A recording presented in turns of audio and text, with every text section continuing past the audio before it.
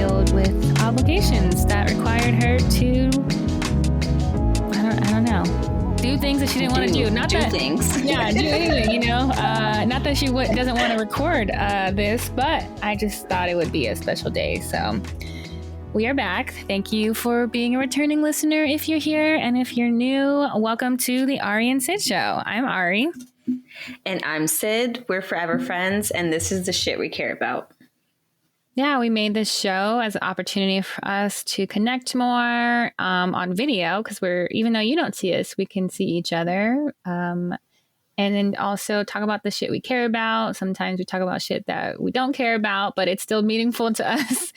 And we also like to spread some awareness with you all because there are lots of things going on in the world. And also we like to learn from each other along the way. Yes. So if you, agree with us, like what you hear, care about some other shit too, and you want us to, tap in and do an episode about that maybe, leave us a comment, like, subscribe, share with your friends and your family. And just thanks for coming back. We have really started to, create a community of listeners. So we definitely appreciate y'all rocking and rolling with us. Yeah, it's great. It's something that I think we started and it was nobody's going to listen. I don't know if you felt that way, Sydney. You probably was yeah, motherfuckers are going to listen to us. But I was always nervous, well, nobody's going to listen. Nobody cares about what we care about. But I looked at our stats the other day and we hit 500 downloads collectively over the last 2 seasons. So it's kind of exciting. That's very exciting. Yeah. So welcome if you're new. Hello if you're not.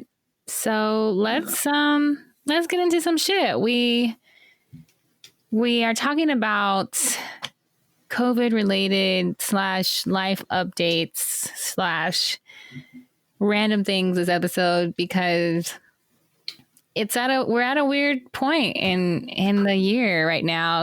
If we look back at a year ago, it was definitely a lot different as far as what's going on in the world and being bombarded with virtual programs. And I'm sure there was some podcasts that started that didn't last because it's a lot of work or whatever the case may be. So how are you feeling, Sydney, about this time this year related to all the things?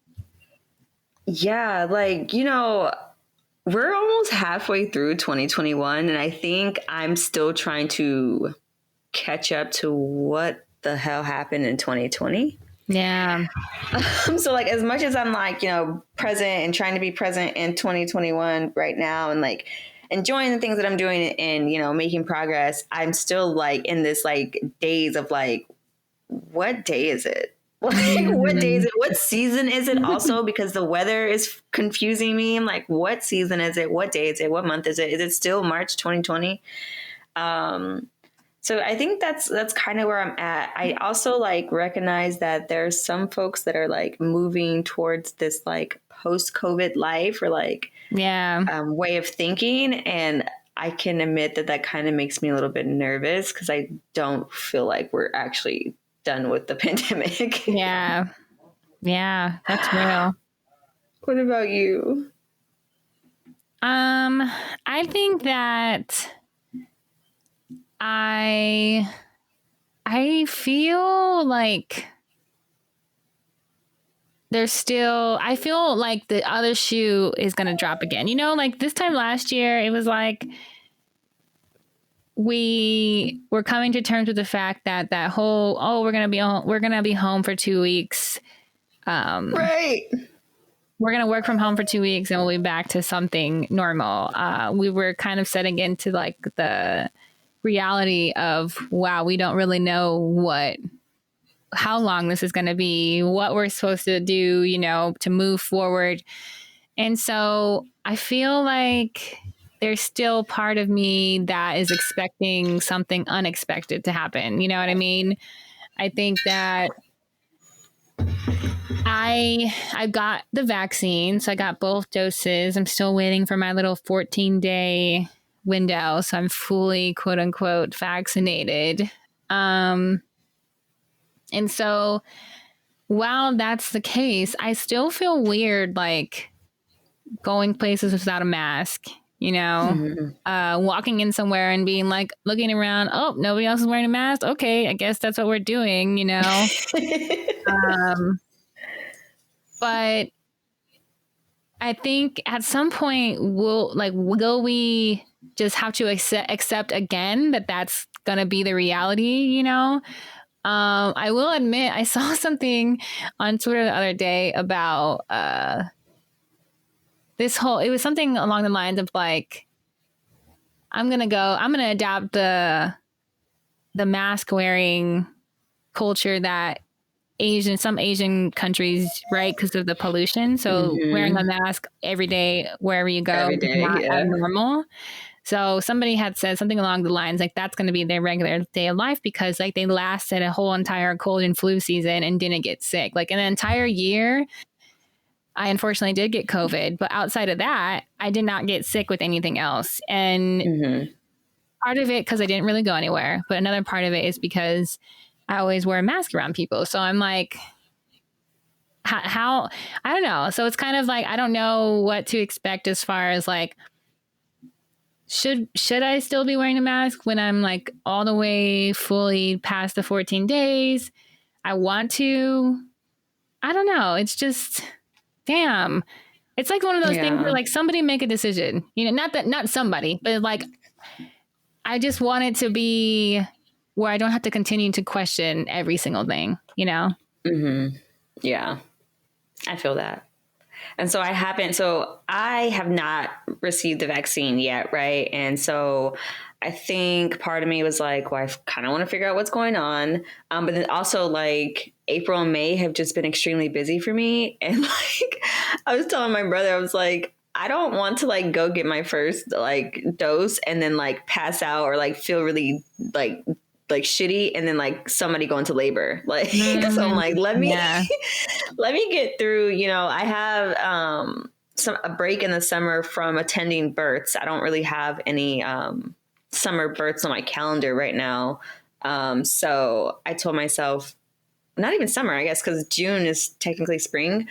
So I told myself that next month, because I have a clearer schedule, maybe that's when I'll go ahead and do it. That way I can like, if I do need to take some downtime after I get it or the first or the second dosage, I can do that without it interrupting my business. That's been my main concern. That's smart. I'm also curious to like what this is going to do for like, I don't know, like businesses and stuff, right? So like in Maryland, as of yesterday, all businesses are just open. Like no restrictions, go about your business. Like it's 2019, you feel me? Yeah. And that's interesting. I'm wondering what that's going to look like and how people are going to start approaching small businesses. It's sort of like, why aren't you opening? Or like, why aren't you doing these things? If other businesses are doing it, like, right. Like, why aren't you going to offer virtual, in-person support now if you've been vaccinated and if you, and I'm a little bit worried about that. I can admit that because I think we need to still be responsible. Like, I think at the end of the day, like we have to remember like responsibility. Right. And so like, yeah, getting that vaccine, there are these benefits that have been shown to getting the vaccine, right? Like you're less likely to present with harsher symptoms. You're less likely to maybe die. Right.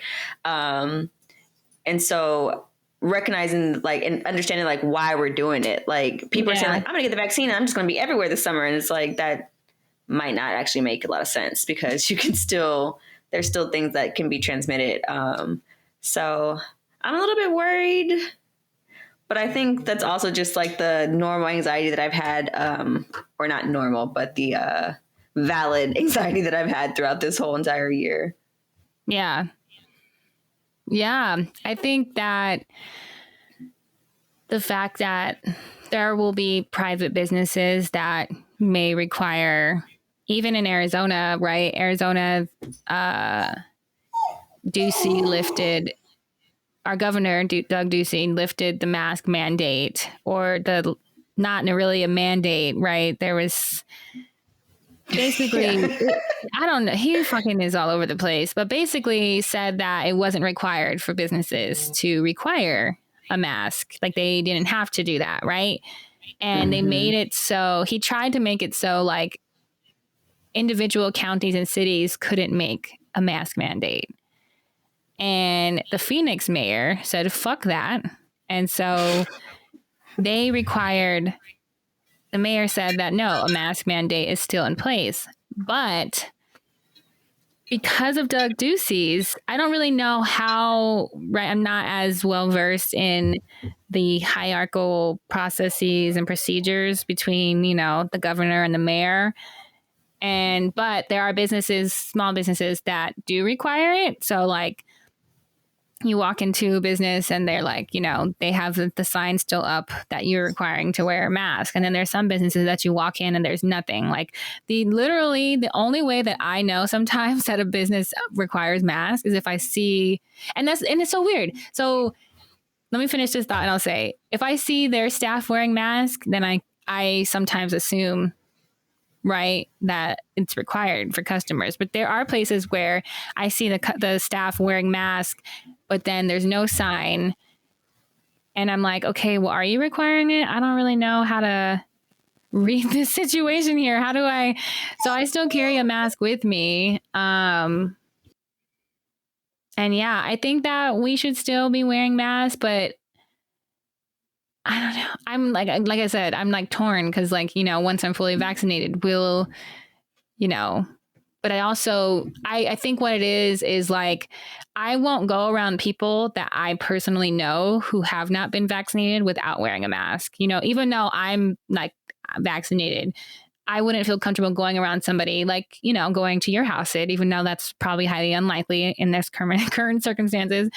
But if I was to come to your house knowing that none of you are vaccinated, sorry if I'm violating HIPAA here, but you said it already. So going to your house, I'm not going to not like, of course, I always want to ask somebody, you know, are you comfortable with me not wearing a mask? You know, do you care? Whatever the case may be. And then you can make that decision.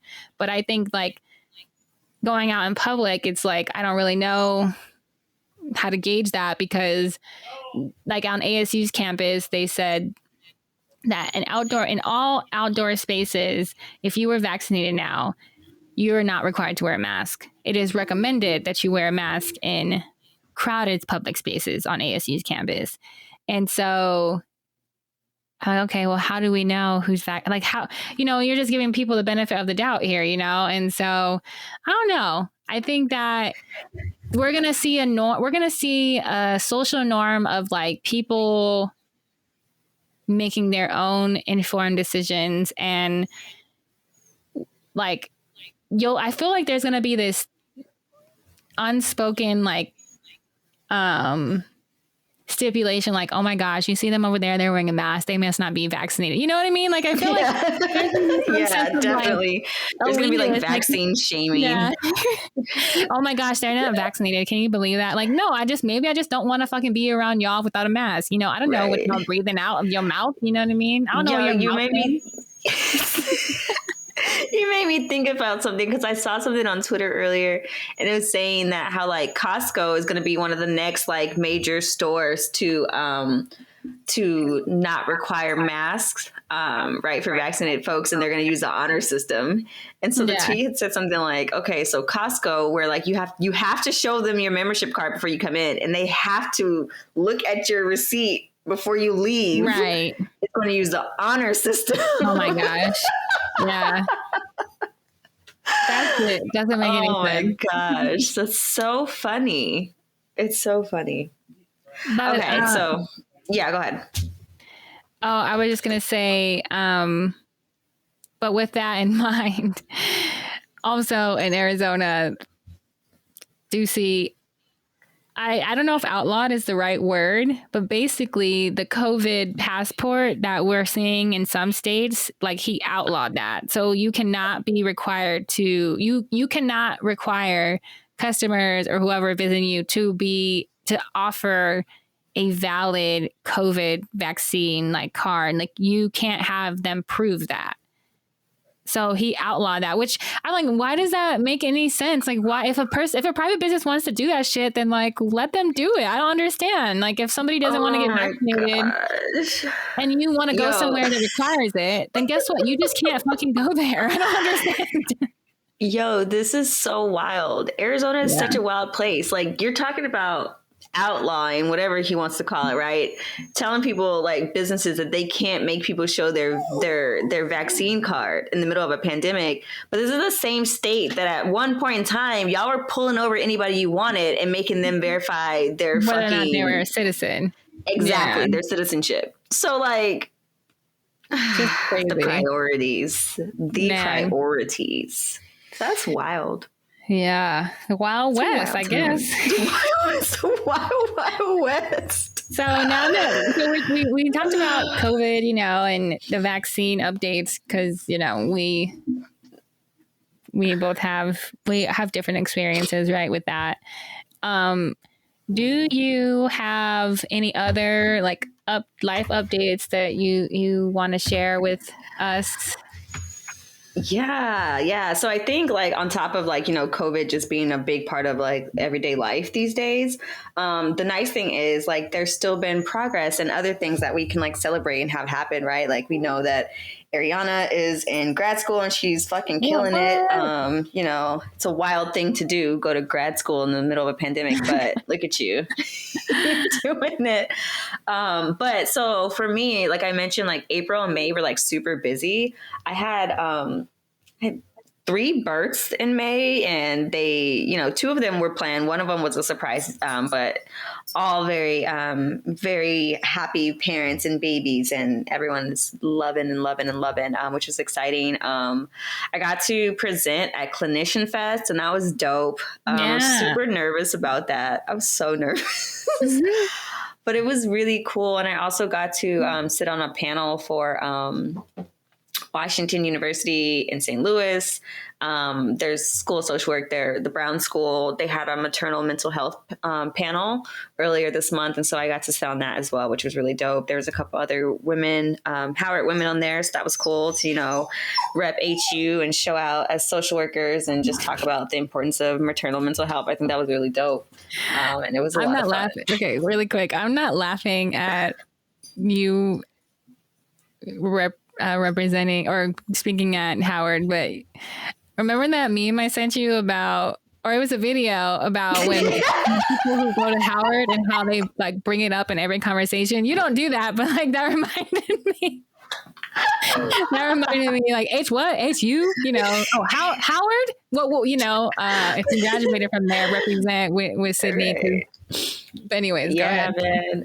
It's so funny because like I'm usually not that person, but now when I go into spaces, like when I went to present for Clinician Fest, I was like, you know, giving my like my little short bio, and I was like, and you know, I'm just obligated because I went there to let y'all know that I went to Howard. I don't know if I said that already, but if I haven't mentioned, I did go to Howard and I graduated from Howard, and so if you wanted to know, I am a Howard grad.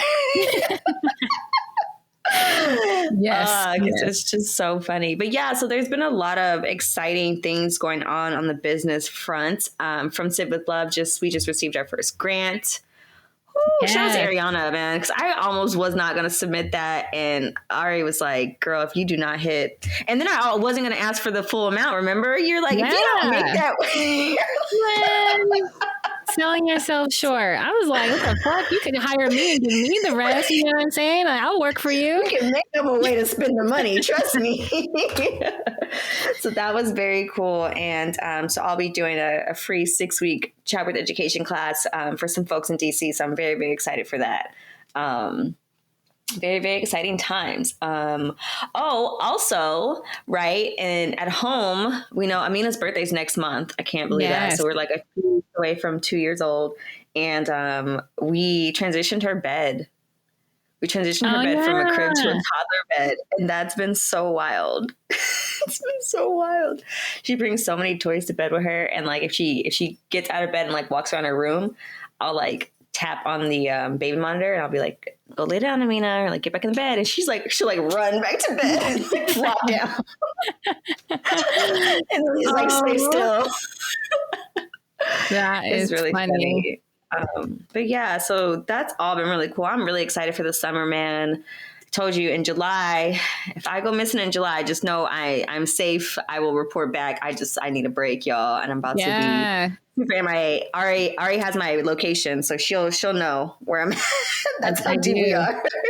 It's so funny because during the pandemic, it's so funny. Like literally, we haven't really gone anywhere. So it's like, is Cindy at home? Not that I do that often, but I'm like, yep, she's at home. Or I have another friend who's like, she had saw we're doing this meal plan thing, and she had saw a friend of mine. They were out eating, and she is like, "Oh, I just had to check your location really quick because I thought you were out eating, and we're doing this diet plan." And I'm like, "Oh my gosh, I'm always home unless you know what I mean?" So. Yes, I love that. So we will actually finish up this season. We're going a little bit longer than last season, but our season will end in June, and so Cindy can have all the free time and whatever your heart's desire. Really, you know what I'm saying? Yeah. If you want to record, Cindy, it's your world. If you want to continue, we can do that. Yeah. So good things going on. What about you? What's been up? How's school been? What else is going on? What is up? Tell the people. Let's see here. So when I first started my grad program, I was a non-degree seeking student. So I was just like, yeah, I'm going to go to grad school. I'm going to take some classes and I'll figure out what program I want to do. Right. And so I took some classes in digital audience. I took one class because that's all they let you take, which is probably the reason why I was like, fuck it, I'll apply to this program. But digital audience strategy is the program I finally applied to mid-spring. And I'm starting officially in the program actually on Monday, so May 17th. And so I'll be diving deep into, search engine. Well, I can't talk right now. Search engine optimization and search engine marketing and Google Analytics and analytics is basically the degree focus. So if you are familiar, my background is in nonprofit, but also I'm heavily focused on marketing at this point in my life. So I am excited to get more into the digital side of marketing. I already do that as a social media manager, but I definitely think that there are avenues that I am more drawn to because social media is fake. No, I'm just kidding. It's not fake, but it's not real. So, so I'm excited about that. And the crazy thing is the program is only 30 credits. So I'll be done by next spring. I started this program in the spring, so a year from the start date of I guess I didn't start the program, but a year from the day I started the classes will be my final semester, which is like insane. I don't know why. Another thing is like I'm kicking myself because what the fuck was I thinking? Why did I take so long to go to grad school? But anyways, so if you're thinking about going to grad school, I'd say you can, most universities will allow you to apply as a non-degree seeking student, even if you're not in grad school and you're wanting to take classes as an undergraduate because you don't have a degree yet. You can usually take a non-degree seeking student application as well. I've seen at least ASU does, and I'm sure other universities do that as well. So if you're not sure that you want to waste the money on school, which is valid, I would recommend maybe you want to dabble a little bit. You can do non-degree seeking. You can request to audit a class. So you don't necessarily get a grade. And I'm not sure if it's a discounted rate, but you can audit a class as well. You just have to get like the professor's approval or something like that. So lots of options here. And then outside of grad school, my job is we're promoting events and things again. So that's exciting because let me tell you, a year and a half of freaking virtual events.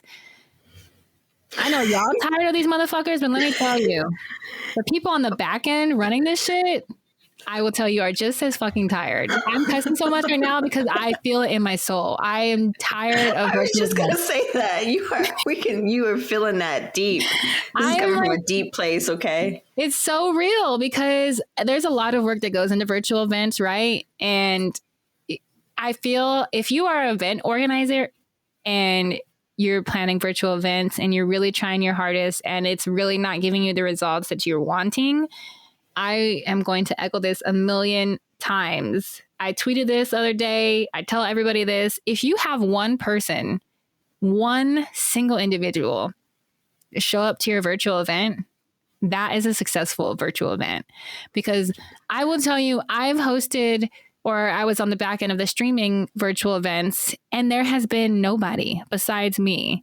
And it sucks because a lot of work goes into it. So if one person shows up to that shit, you better represent it because that is something. You put on a successful event in the middle of a pandemic. Anyways, I digress off that topic. No, I'm sure any small business owner or a lot of small business owners who are having to navigate this virtual space right now appreciate hearing that, because I know I do. I'd be like so salty when I like in my head I have this like goal of like, this is gonna be a great workshop, and so I'm gonna have like 35 seats and I'm probably gonna fill all these seats, and then I have like 8 people register and like 4 people show up.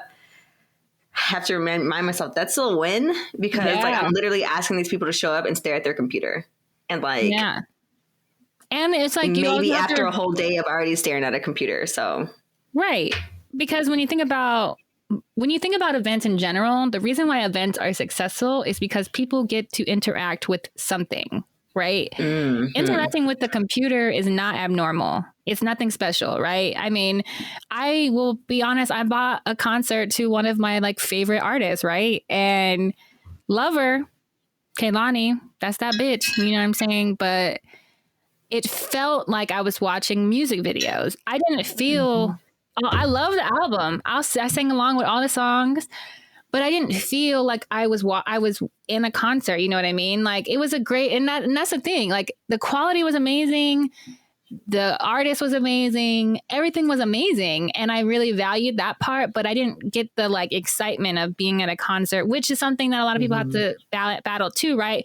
We're trying to create virtual events and have people experience them the same way they would experience them in person, and that's just not the case. Like that's not possible because you're missing talking to a person that you don't know virtually, right? You have no relationship with. Is not like, that's already weird enough. Like, have you had a virtual interview? Like, oh my gosh, I did one over this pandemic, and let me tell you, I will never do one of those things again. Especially not a freaking virtual panel interview. Like that actually might be like my villain origin story. Like virtual panel interviews might be the reason why I was like, I'm never applying for a job ever again. This is the reason you guys scorned me for life. And don't make it a surprise panel. Like, dang, y'all gonna pop up and surprise me with all these people in here, and now I still have to do it virtually. Okay. Because you can't even read. I'm a big energy person, and like virtual energy is not something that I like am receptive to. You know, smile. Even at least it's not receptive if you have no facial. Like if you don't use your face, aware of like, if you have RBF, great. That does not translate well over video. You know what I'm saying? Like you have to fake smile or like raise an eyebrow or, you know, wink or I don't know. All these different expressions that you could be doing. Those need to be happening over virtual anything. You know also why I think virtual interviews are just a little bit more taxing too. It's because also like you can see yourself back, right? When you're interviewing, you can't see yourself. Right. You don't see what the other person's seeing, right? So you're like, all right, I'm just talking, I'm flowing. And then maybe if I'm talking about something passionate, like they're seeing that come out of me. But for me, and I don't know if I'm by myself, but like when I'm on virtual events, a lot of the time I'm staring at myself. Like, I'm not going to lie, because I'm trying to make sure, like, now that I have the chance to look at my reflection, like, how am I looking as I'm saying this? You know, like, what does my hair look like? And, like, am I smiling? Is my face resting? Like, all these things. Do I need to wink? Like, do I need to raise my eyebrow? All those things, right? And so it's like, I'm not even able to actually focus on the material and the actual experience of being in that interview because I'm so focused on what I'm doing. Yeah, that's real. Virtual events. Yeah. They didn't mean to go on this long tangent, but it's something I feel. I just want to be I'm going to be a virtual event advocate, whatever the opposite of an advocate is. I'm going to be that because I just want everybody to feel like, and another thing is, this is the last thing I'll say. The expectation, if you are throwing events and there is somebody else who is like manages you, or like, let's say, for example, you got a grant and the requirement is that you're going to do a virtual event. And then they come back and say, well, you didn't even meet the minimum, blah, blah, blah. Like, fuck you. I'm sorry. This is a pandemic and we're doing virtual events. You know what I'm saying? Like, if you need me to come and validate your response to these people, just, shoot us a DM. Yeah. Because this shit I do hope that organizations are being lenient with that, because like, I mean, retention for in-person things is already hard enough, right? Especially if it's something that's reoccurring. So like, you would hope that they would recognize also that like, this is now a virtual space. Like at once, it was like people kind of felt like they had to even more because like it wasn't at their house. So it's like, I have to go to this class because they're going to notice even more so if I'm not in that building. So let me just drive to that building. Right. If I drive to that building, I'm already here. So let me just get out and go into this class, right? But if it's a virtual event and you're at home and you're like, all right, I just shut my laptop, I just finished work. Oh yeah, I have this virtual event or class I need to pop into. Let me open my laptop again. I kind of really don't fucking feel like it. So let me just, because I'm at home and I'm comfortable, let me just close my laptop back. No one can say anything to you in that moment because you're not there. Right. Exactly. Nobody's going to be like, excuse me, eyes over here. But I appreciate people who,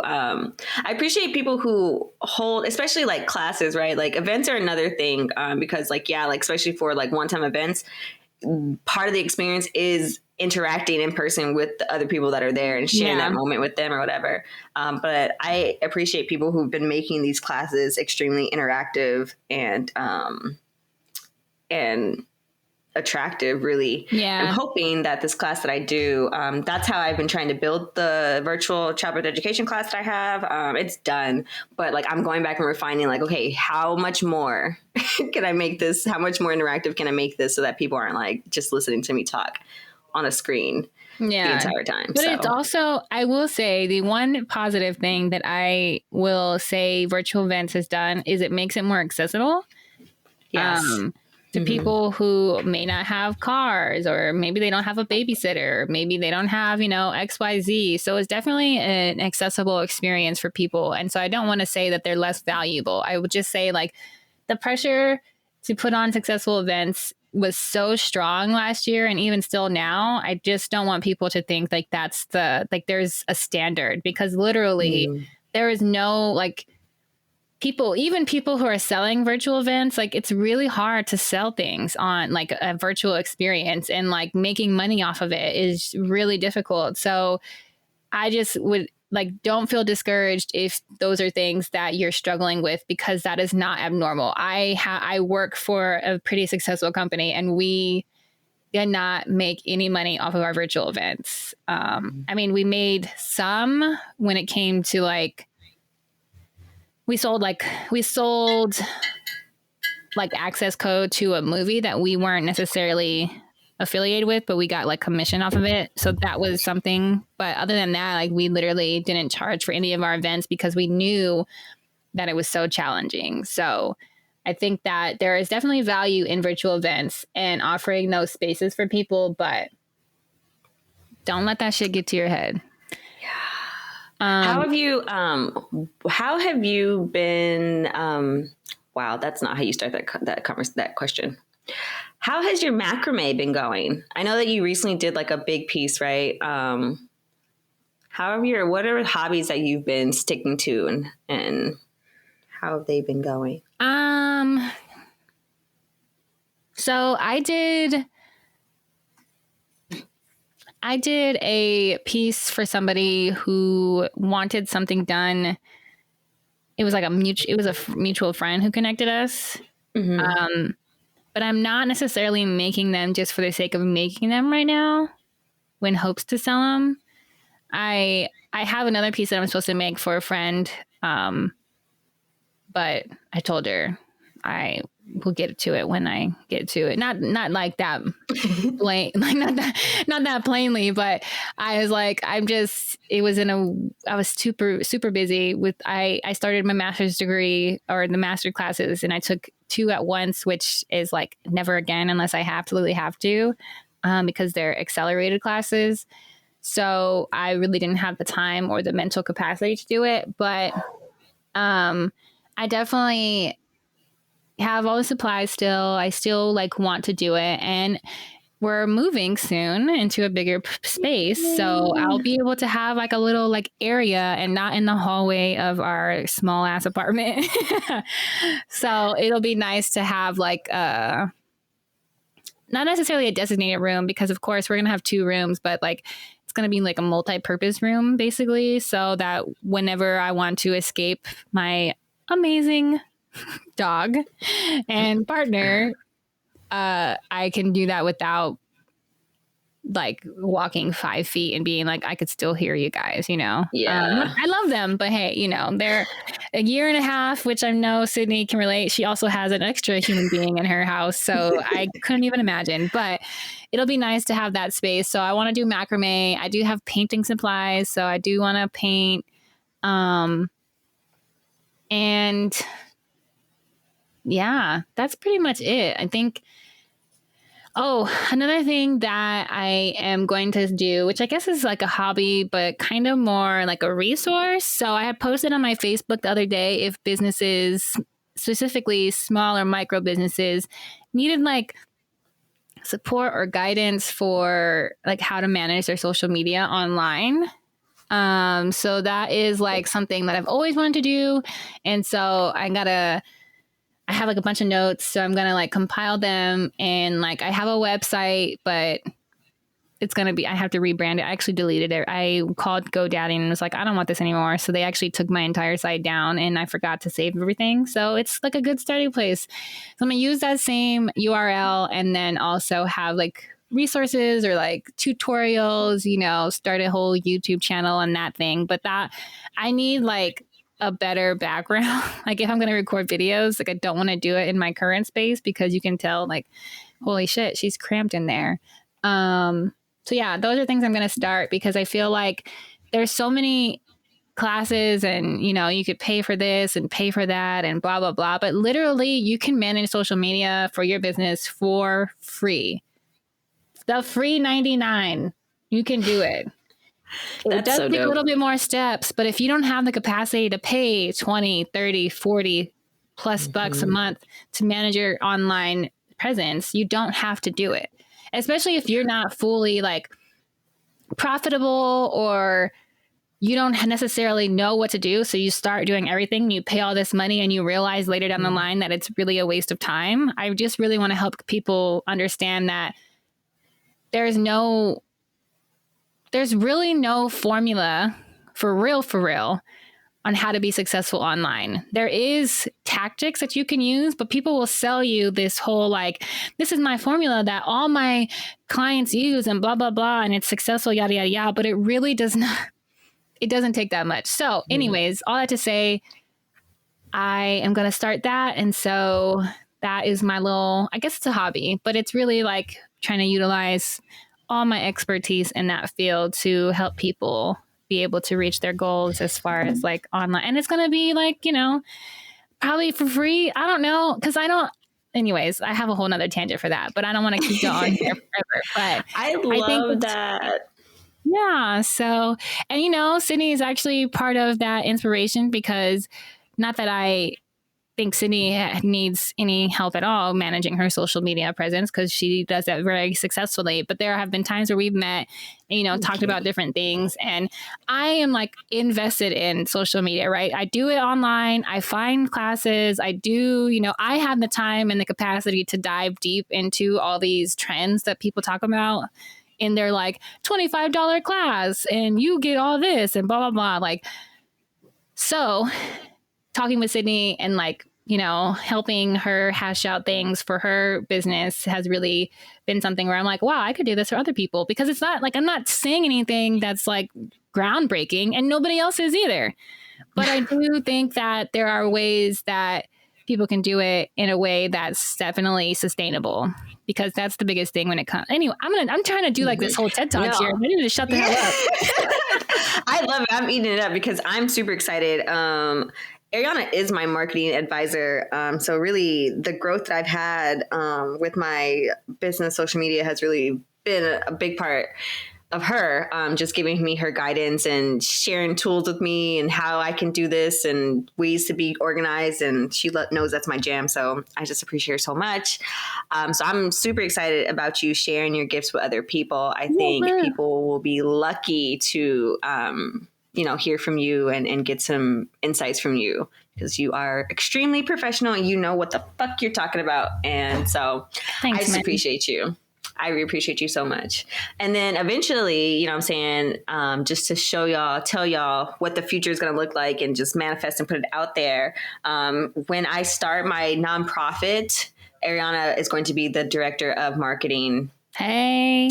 For that nonprofit. And so, she'll have her team. She'll be telling them what to do, how to do, and she'll be running that department for us. So it's going to be lit. Yes, I'm all about it. You know what I'm saying? I love it. So I'm really excited. And I thank Sydney for, what is the word I'm thinking of?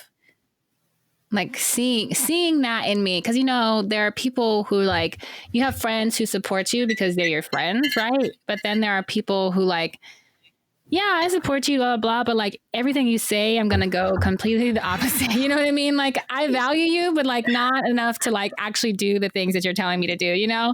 So Sydney is not the latter. She's the first one where like she values what I say, and I can see things. And sometimes I'm like,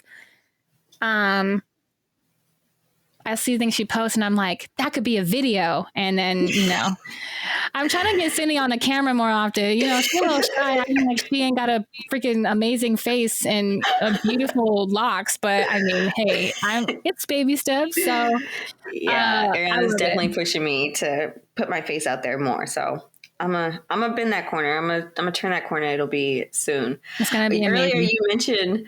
Earlier you mentioned being at home with like your partner and your pet, and I know that earlier we were having a conversation about like what quarantine has like done for our pets or whatever. Mm-hmm. So I just wanted to add that like the pet situation is very interesting. Like it's been a year and a half, and Casanova, we've been home every single day with him. Yes. And he's gotten so much more clingy. And so there's a video on Twitter this morning, and this girl was like, she dog sat her best friend's dog for like 9 days, and she recorded his reaction. It was so cute, right? Super hype. And so in the comments, someone was saying like, they're like, like a day in dog time is like a week.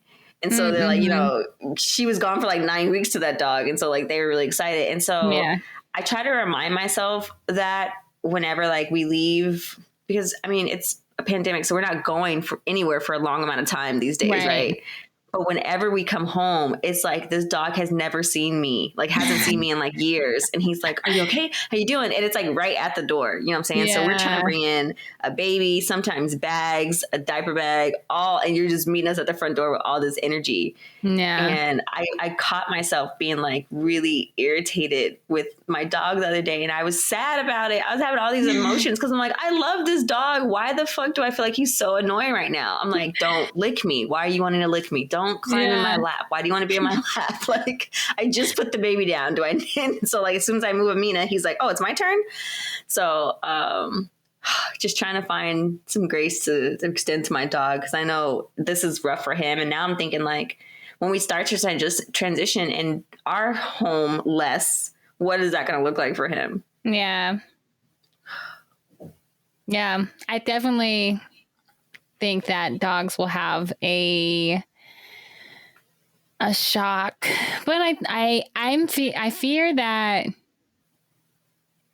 So, I was going to say dog, Gwen, my dog, she used to have a habit, a very like, it wasn't every day, it wasn't all the time, but sometimes she would like chew on things. So like if we left a hat out there, she would chew on the brim. she's gotten one of my shoes, you know, nothing like crazy, but she had a habit of doing that. So I'm just like worried about what kind of acting out we may face at some point when we are gone for longer periods of time. I think the most we've been gone is like maybe 5 hours. Depends. Like we go to my brother's house sometimes. So, but I think that of course we'll handle it. And, you know, we know that we can expect that there'll be something, but I just hope that it's nothing that's like, oh my gosh, we're going to need to like fully retrain and, you know, because I know it's going to be a little bit harder. So I wish that they could just talk and I could be like, look, we're gonna, you know what I mean? We're going to go, but we'll be back. We promise, you know? I promise. Have you all ever worked with a professional trainer with Gwen? No. It's crazy though, because literally we didn't have to train her very hard. She's such a smart dog. It was like we didn't have to tell her not to use the bathroom in the house. We got her from the shelter and like we just let her out. We would take her outside and then she'd go to the bathroom and then, you know, we'd come home and we tried to crate her for like the first 2 days and she was not having that. We literally have only used this crate once or twice and it's sitting on the side of our couch and has been there for like the 2 years that we've had her. So, but we were nervous that like, how is she going to respond to everything in the house, you know, when we're not here, but you know, she was fine. Literally. She just probably sat on the couch or whatever. And, she did have a little habit for a little bit there, but so when she's in trouble, I don't yell her name, which is something I saw a long time ago, you know, like not using the dog's name to reprimand them. So the only word, literally the only thing I will tell her when she's doing something wrong is no. That's good. So it's so funny. It's kind of bad. I don't tell her no that often.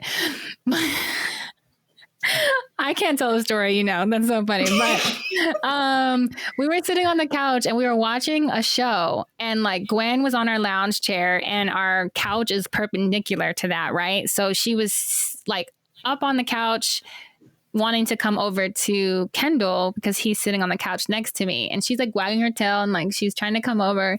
And the TV show starts saying no. Like, no. And like her tail stopped wagging and like her ears went back and I'm not even paying attention to what their interaction is, right? So Kendall looks over to me and he's like, she thought you were saying no. Oh.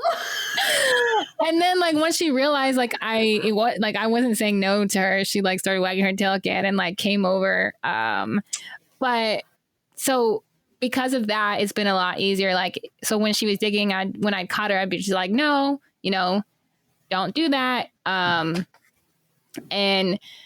so we got rid of that little habit. That would also be when we left her outside for like longer periods of time. Sometimes she likes to chill in the sun. But yeah, no, we are so like literally she's the best dog I've ever had. And that's no shade to my other dogs if y'all listening. No, I'm just kidding. But literally, like I don't understand. She was in the shelter for like 6 months. I don't understand how she was in the shelter that long. Like the best dog. So I'm super thankful. Yeah. Yeah. We haven't worked with a professional trainer with Casanova, but I think we need to. We both talked about it, wanting to, just being nervous though. He's very anxious, right? And I think we're his third home. And we know like in his past, like he's been hit by a car. He's been like through he's been through some shit. That baby's been through some shit. And so, you know, when we were at the shelter, when I met him, he was like shaking. And I was just like saying there and I was like petting him and I was talking to him in like 25, 30 minutes. And he finally just stopped shaking and just like fell asleep in my hands. And I was like, well, we're taking him home. We can't leave him here now. Like, can't just do that and leave him here. Yeah. And he had just got to that shelter that morning. So like, she was like, you know, like one of the women at the shelter was like, I think I have a dog that you'd be interested in and blah, blah, blah, took us back. So, yeah. And, you know, he was pretty well potty trained. I don't think we really had any big messes when we first got there. He was actually afraid to poop like the first day. It was weird. But after that, I mean, I guess not weird. I guess he was just, nervous. But right when we got him home, he was like playing with his toys and all that jazz. We also had another dog, which is wild because we didn't take Kiwi with us when we went to go adopt Nova. And we meant to, we just didn't. And so we were like nervous when we got home, but they clicked instantly and we're just like, oh, okay. Except like Kiwi walked right past him and like stood in front of him and like squatted and took a piss in the house and walked away. And so we were like, okay, got it. Like, you're the bitch of the house. Like, right. Get it. Head bitch in charge. And he got it. So that was cool. But he's gotten a little bit better. He just is a little aggressive when he's nervous, when he's anxious. So like, and especially in regards to me, like, I think feels like he's always needs to be in like protective mode. And I think we need to like break that cycle of him feeling like he needs to protect me. Because we could be like walking down the street, and if it's me and him and someone's coming the opposite direction, he's like automatically like, I'm gonna sit on your foot, or I'm gonna like start walking in your path and like getting like relax. Yeah. So trying to work through that. But other than that, he's a great freaking dog. Him and Amina have a lot of fun together.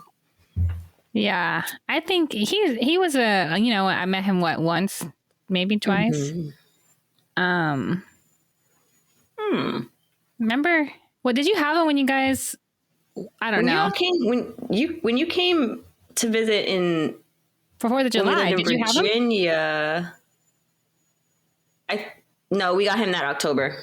Oh, okay. Yep. Yeah, I remember Kiwi, of course, but I couldn't remember if you had him then. The one time I did meet him, he was definitely not happy I was visiting. But we got along the crazy thing is we got along when you guys left. When I left, exactly. Like whenever I leave, he's a lot less aggressive around people.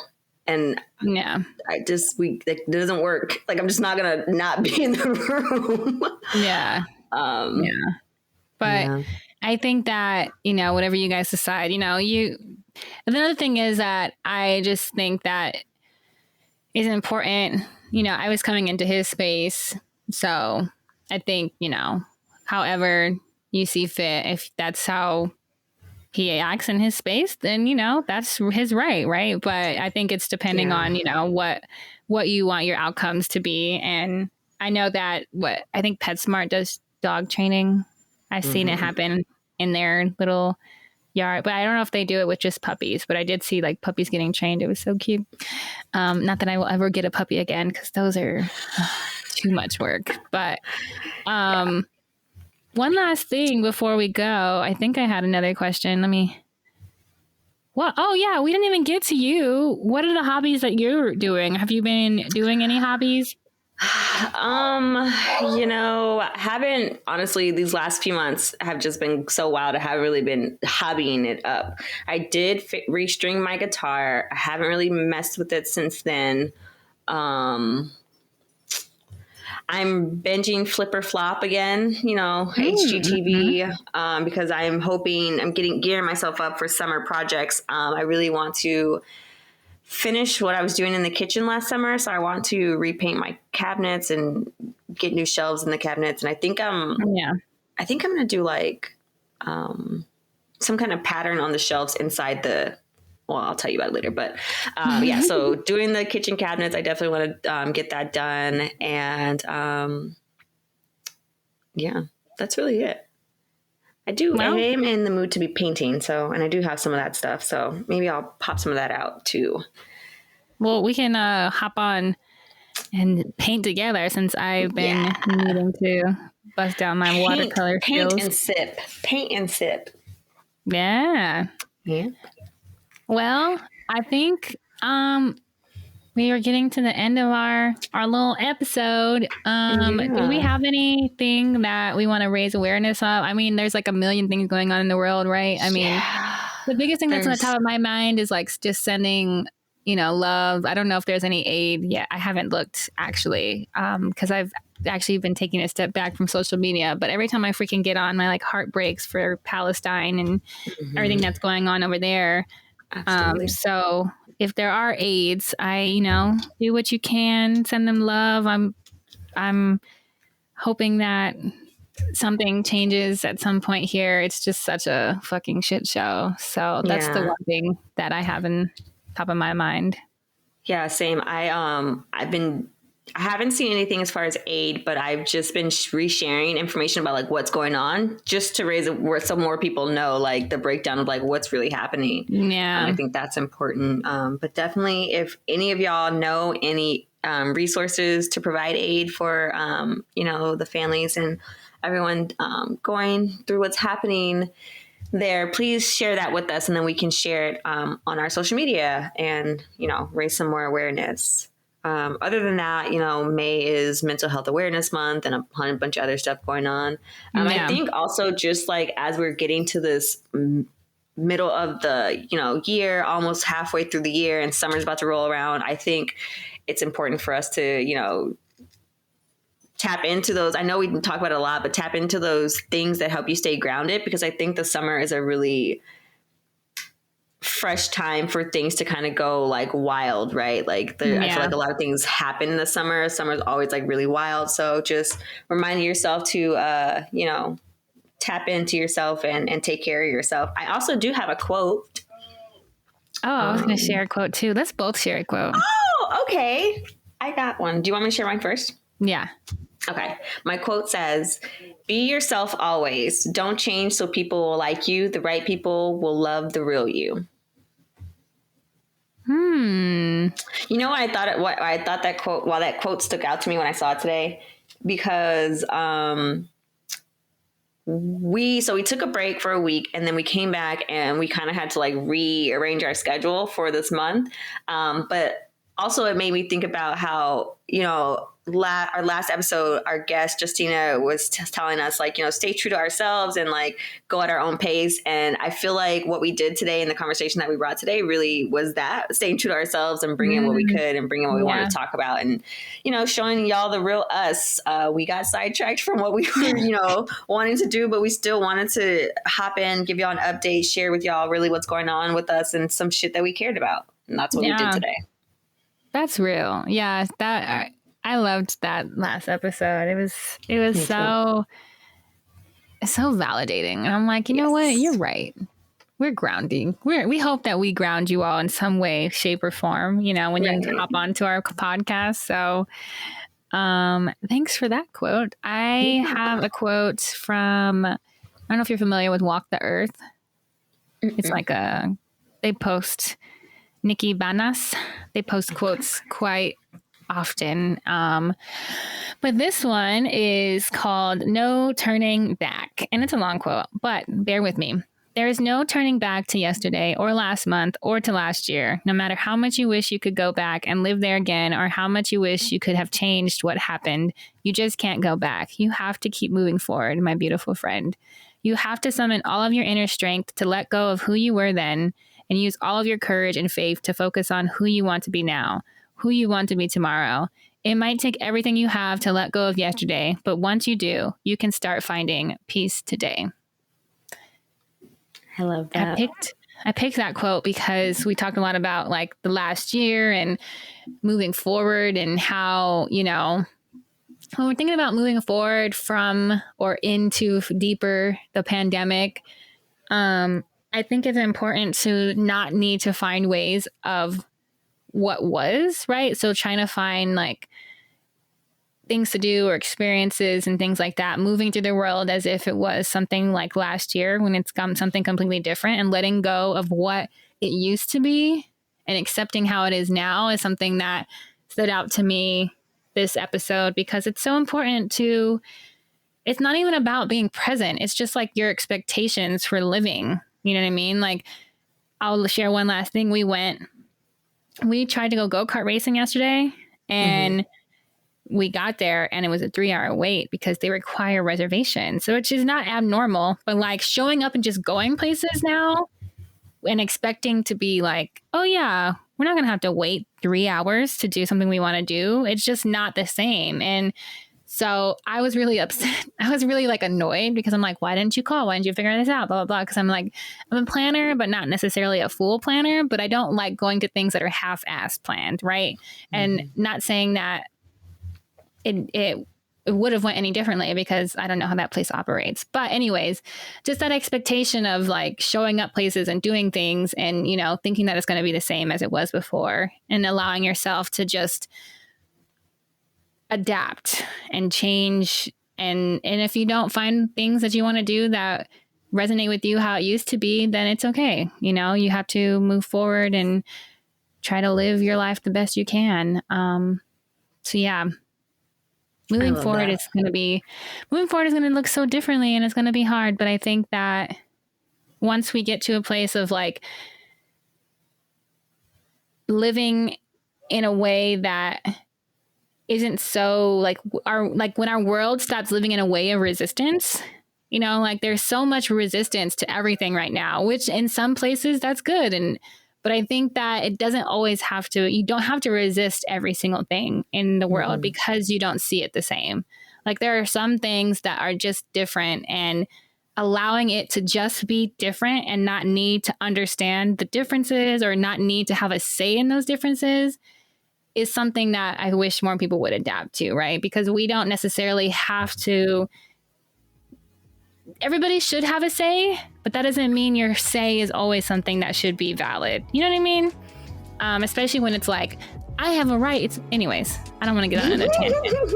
I'm going to let y'all go. So, once again, that quote was by Nikki Banas, and she authors Walk the Earth, which I'm sure many people already know about. If you don't, you can go look her up on Instagram. Well, if you are still listening, we appreciate you and we thank you. You've just listened to season 2, episode 13 of the Ari and Sid Show. And we hope you are well, and we'll see you next week. Take care.